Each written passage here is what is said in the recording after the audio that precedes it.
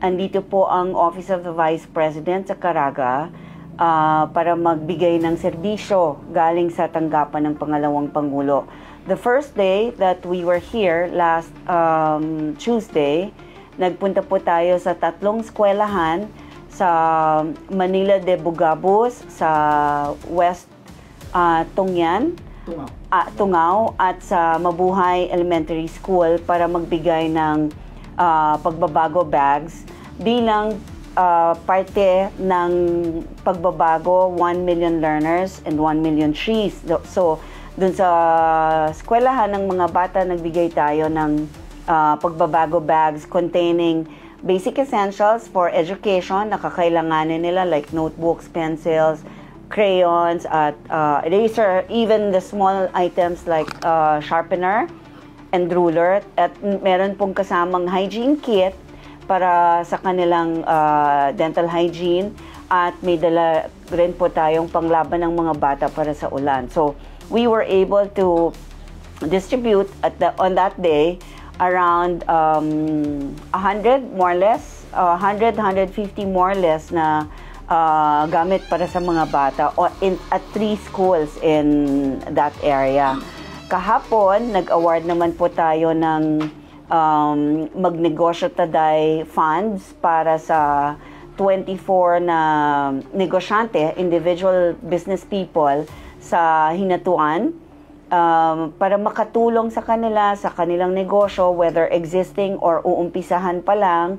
At nagpunta rin tayo sa Tuy-an para magbigay naman ng additional 40 funds, awards para doon sa part ng Magnegosyo Taday. And matapos po itong araw na to, meron pa tayong mga ilang aasikasuhin bago po tayo bumalik ng Maynila. Okay, thank you. Ang first question po, Sir Edwin ng Radyo Sorbato, sir. Ma'am, sa programa po na binigay niyo po natin sa ating mga constituents po sa Caraga region, gusto ko malaman na expanded ba ito for Caraga o buong Pilipinas po? We do this all over the country. Meron po tayong 10 satellite offices, and then ang central office, meron din tayong extension office sa Tondo, Manila. So lahat po ng opisina na to umiikot sa buong Pilipinas. In Caraga, our satellite office is located in Butuan City, led by Rolmar Basalan. Nandito po siya sa atin. At sa iba't ibang satellite offices rin po, may mga kanya-kanyang leads, kanya-kanyang mandato. Pare-pareho naman po ng mandato na magbigay ng serbisyo to the most unserved and the most underserved na kababayan natin para sa buong Pilipinas. Ma'am, a follow-up. Regarding po itong sa livelihood po natin, financial assistance sa ating mga small businessmen sa Caraga, ano ba to? Walang interest, walang bayad nga kailangan sa ila. Tapos may monitoring ba to na talagang magsusustain ito? Okay. So sa probinsya, sa Caraga mismo, covering Agusan del Sur, Agusan del Norte, Surigao del Sur, and Misamis Oriental, we have already given a total amount of 6.9 million pesos. 2 klase ang MTD program natin, isang pang-individual na tao na bibigyan natin ng 15,000 pesos para sa kanyang negosyo, whether start-up, whether pang-expand, or whether to continue the business, 15,000 pesos po. Para sa organization, whether formally organized or not, nagbibigay po tayo ng 150,000 pesos regardless of the number of membership. Dahil ang gusto rin natin doon, mas maraming members, mas maraming pamilya ang magbe-benefit doon sa programa. They can send their application via email or walk-in sa satellite offices or sa central office or tawag sa telepono, but they will be required to submit some requirements. Siyempre po, because this is not a grant na tulong kagaya ng hindi po siya ayuda in a sense dahil talagang pangnegosyo po ang ginagawa natin. So documents will be required from them, and then there will be a vetting process done by the Office of the Vice President, beginning from the satellite office kung saan po nanggaling yung application. And pagka nakita natin na maayos lahat ng dokumento at pwede or papasa doon sa standards na nakalagay sa Manual of Operations ng programang Magnegosyo Taday, papasa po sila, qualified sila ang mabibigyan ng award. And then, pagka nabigay na po, bago maibigay yung award, kasama po dun sa proseso ang financial literacy education na ibibigay dun sa mga tao through the PDIC, that's the Philippine Deposit Insurance Corporation, and doon sa pagpili ng negosyong papasukin nila or sa pagpapalago ng existing business or sa pagpapatakbo ng negosyo nila, ay katulong naman po natin ng Department of Trade and Industry. So all these, kailangan po munang pagdaanan ng ating beneficiary bago natin finally maibigay ang cheque. Pag naibigay na po ang cheque, we will still continue to monitor kung paano ginagastos yung pera. Kailangan po natin yung liquidation nila, yung resibo, kailangan po natin kuhanin sa kanila. And then, at least hanggang sa makapag-umpisa sila ng actual na umpisa dun sa negosyo, pwede na po natin silang medyo luwagan ng konti. But we continue to monitor as long as the business is there, nalalaman po yan ng OVP dahil nakatutok rin po kami sa kanila. Also to be able to give them guidance kung meron silang mga challenges na na-experience along the way. And because we want the program to succeed for them, ina-assistihan po natin talaga. Okay, thank you, sir. Sir, Louie, One Mindanao. Yes, sir. Yes, ma'am. Ma'am, with the present situation of the funding sa opisina ng OVP, ano-ano ang mga programa na posibleng maaabot lang po dito?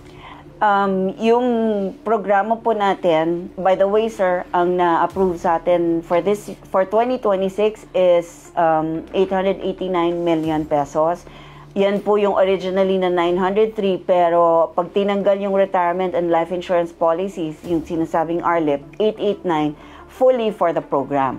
So yan po yung hinihintay natin na lumabas na sa GAA, which is a little bit higher than the fund approved for 2025. Noong 2025 po, tinanggalan tayo ng medical and burial assistance. So, hindi na po rin natin siya hiningi for 2026. But we have other remaining programs na tinutuloy natin at ito po yung pupondohan ng 889. We have the Pagbabago Bags and Trees. Ito yung A Million Learners and Trees campaign. And then we have the Magnegosyo Taday. Ito yung sa negosyo naman ng mga tao. And then we have the RISE program, the Relief for Indigents and Individuals in Crisis and Emergencies, kung saan po tayo nagbibigay ng food and non-food boxes na relief sa mga taong nasasalanta ng mga bagyo or kung ano pang ibang kalamidad. And then for Christmas, meron din po tayong Thanksgiving na binibigay sa mga tao bilang pasasalamat sa buhay natin sa isang taon na nanatili tayong maayos, na natili ang buhay natin na payapa. So that's a part of our Thanksgiving. And then we also have the relief boxes na binibigay naman rin natin sa mga hindi naman nasalanta pero alam natin na kailangan rin talaga ng tulong. Doon po tayo nagpupunta sa mga pinakasulok-sulukan na lugar sa isang probinsya, sa isang nayon. Kaya po naming tumawid ng ilog, kaya naming tumulay sa steel bridge, kaya naming umakyat sa bundok para lang makarating doon sa taong nangangailangan ng tulong ng Office of the Vice President. We have other programs like Libreng Sakay. Dito po sa Butuan City, sa Caraga, ay hindi na po tayo naglagay ng libreng sakay. Pero in major cities around the country like Cebu, Bacolod, Tacloban, in Metro Manila, in Davao, yan po, may libreng sakay na programa ang Office of the Vice President. We also have the You Can Be OVP, You Can Be VP program. Ito po yung gusto ni Vice President na simula bata pa lang. So ma-form po from the formative age, ma-inspire, ma-motivate, or maturuan na mag-ambisyon ang bata at who knows, can be the next vice president of the country pagka dumating siya of age. So, pagka po may napili ang vice president, sinasama niya po for a whole month sa kanyang mga activities, sa kanyang mga meetings, sa kanyang mga kausap para matutunan ng bata kung ano ba talaga ang ginagawa ng vice president, and then create that desire in her mind, in her heart, na gustuhin niyang maging Vice President kagaya ni Vice President Duterte. Yun po yung objective nun. Part of also of educating our children. Yes, pagpapalag ko lang. Ma'am, with the recent COA findings, yung mga unmodified na comment ng COA sa expenditures ni BP, ano po ang reaction? Ano po ang reaction ni BP tungkol dito? Ano pong mga specific comments nila, sir? Yes, ma'am. Ano po ang reaksyon ni BP with regards sa ipinalabas ng COA, yung mga unmodified unmodified audit opinion? Well, if we're asking for the reaction of the Vice President, syempre happy siya kasi we received the unmodified opinion from the Commission on Audit for the last 3 years, since 2022, 2023, and 2024. Ang ibig sabihin po ng unmodified opinion ay lahat po ng financial statements na sinubmit natin ay fairly presented. Ibig sabihin na ipakita po natin ng tama at ito ay covering all our financial transactions. Wala pong nakita na misstatement or wala pong nakita na hindi totoong statement. So everything is fairly presented, everything is transparent, honest, and truthful. For the last 3 years, we have been receiving the unmodified / and/or, kasi pwede pong and/or unqualified audit opinion. One question? Okay, ma'am, as of now po, ano po ang mga challenges na kinakaharap ng OVP ngayong sa kasalukuyang panahon? Challenges on the Office of the Vice President, ano lang naman po funding. Kasi the more funds we have, the more people will be able to help. Pagka niliitan po ang pondo, mas kukonti ang ating magagawang tulong or maibibigay na tulong. But I'll take this opportunity po na magpasalamat sa ating private stakeholders na tumutulong talaga sa Office of the Vice President.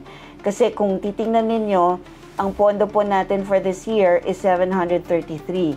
And for next year, it will be 889. That's removing the retirement and life insurance policy.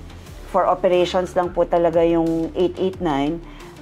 Hindi pa siya abot ng 1 bilyon. So, kung paano natin nagagawa ang pagbibigay natin at kung gaano karami ang naaabot natin na tao, sa tulong na rin po yan ng mga private stakeholders natin na nagdo-donate sa atin in kind. Goods po ang binibigay nila sa atin, ayaw po natin ng cash. At pati yung oras nila, mag-volunteer, mag-repack, magluto ng mga binibigay natin sa first responders, kasama po lahat yun. So thank you sa lahat ng donors po ng Office of the Vice President. Okay, Sir Clyde, Hope Radio. Good morning, attorney. Kanina po natanong ni Sir Louie yung unmodified opinion ng COA, but meron na namang na-flag yung COA. This time yung mag-negotiate tayo, sabi the state auditor cited some questionable regarding sa selection process, lack of proper evaluation, and itong business proposal and others. Ano yung komento po ng OVP, ma'am? Kasi it seems na nalilito yung mga tao. Sabi, unmodified opinion, and here comes... Okay. Yes, sir. In July this year, kasi lumabas po yung COA audit report for the OVP in June 2025. So in July this year, during the very first press conference that we handled, yan po ang discussion natin. And we have already explained that for the last 3 years, from 2022, 2023, 2024, the Commission on Audit has already issued an unmodified audit opinion in favor of the OVP. Ang ibig sabihin, ulitin ko lang po, no misrepresentation. Everything, all the documents that we presented were presented fairly. Wala po kaming tinago, wala kaming binawas. Naging honest po sa paglahad ng ating financial transactions dun sa report. Naging very truthful po tayo. Naging transparent po tayo.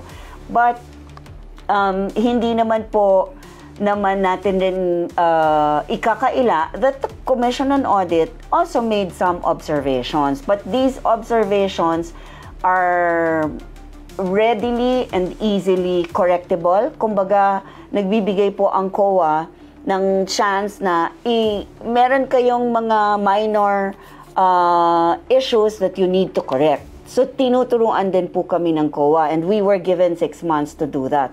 So, from June up to now, we have already submitted our report to COA showing the rectifications that we have. Ang ginawa lang po naman nila, ang sinabi lang ng COA, medyo i-adjust ang manual of operations ninyo kung kailangan, because the manual of operations are done per project by the Office of the Vice President. So kami po ang gumagawa nun, kami rin po ang sobrang nagre-restrict sa sarili namin, which means pwede po naming i-adjust para makapag-comply kami at makapasa sa Commission on Audit observation. So that's one thing that we did. Yung meron pong through oversight, may isa pong instance, para lang maklaro, sir, pero these are just audit observations and recommendations. It does not affect the unmodified/unqualified audit opinion. Hindi po na bago yon. Meron lang pong mga kailangan kaming isubmit na documents pa or ayusin internally. There's a donation of parang photocopying machines at a certain value. 12 photocopying machines ang binigay, pero ang declared value ay brand new acquisition value. Pero nung donate po siya sa Office of the Vice President, used na po. So dapat nag-reflect rin sana sa records namin yung depreciated value. Nakaligtaan lang po na ilagay. And the COA also made that as an observation, which we readily corrected, sir. Follow-up, sir. Follow-up. Attorney, merong pre-election preferences for the upcoming 2020 election, and it shows na Vice President Sara Duterte lead the said survey. Would this be the said baka gagamitin ng yung kabila na baka sisiraan si VP, considering na nakita dito na leading siya sa survey? Ano po ang gagamitin against the Vice President, sir? Well, we don't know. Baka may plano sila, but hindi namin alam. Oh, okay. Baka okay. Itong mga survey kagaya nito, mag-trigger ng hindi panic, but you know, yeah, mag-fuel ng paranoia. Marunong naman na po siguro ang tao, sir. Basta ang instruction lang naman sa amin sa Office of the Vice President, trabaho lang. Ituloy lang namin whatever we're doing. Tuloy ang pagtulong, ituloy ang pag-deliver ng basic services sa mga tao. Ituloy po ang pag-alaga natin doon sa mga unserved at sa mga underserved. Yun po ang talagang nasa laylayan na kung kailangan, I think I said it earlier, kung kailangan po naming tumawid ng ilog, dagat, umakyat ng bundok, ay gagawin pa rin po natin hanggat hindi pa tapos ang term ni Vice President Duterte.